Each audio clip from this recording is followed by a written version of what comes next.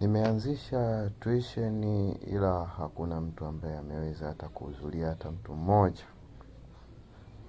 Na mimi kama mwalimu niliyechaguliwa kwenye swala la tuition ya mwenye kimada aende mbinguni, nakuwa napokea mshahara afu kazi sifanyi.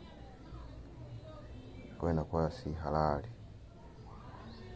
Mimi huko tu, ngoja tu niwape mbinu ya jinsi ya kuweza kuepuka na vimada. Kwa nianze na jinsia ya kike. Kwa jinsia ya kike, kila handsome utakayemuona, neno la Mungu linasema hivi: jicho lako likiwa safi na mwili wako wote utakuwa na nuru. Kwa kila handsome utakayemuona, unampiga database, umwangalie. Unajitahidi usimwangalie. Natumia engo zote usimwangalie.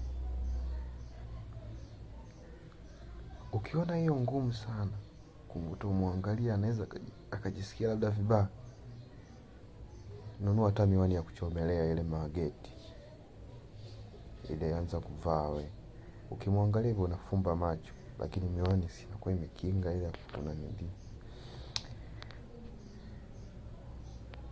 Kija kwa wanaume, usijisumbue kufunga na mnati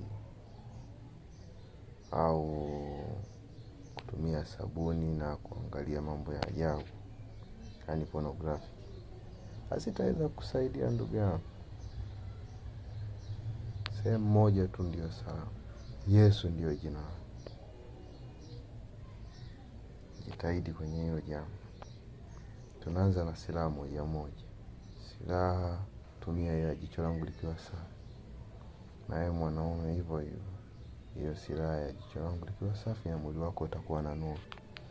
Ukimwona shangingi, si mtu yuko hovyo hovyo, kavaa hovyo na tandika darani. Yeye inakusaidia uwe na information chache. Na ukiwa na hizo information chache zitakusumbua ndani ya moyo wako, kwa sababu moyo una nguvu ya kusukuma hisi. Kwa hizo nguvu chache zilizobaki, unatumia Mathayo 6:6. Unaombea moyoni, unatulia zako kama hivi tulivyotulia moyoni, kuna usema kushinda zinao washati kwa damu ya Yesu, kushinda zinao washati kwa damu ya Yesu. Hilo jambo litakusaidia sana na utajishuhudia muujiza wewe mwenyewe. Amina.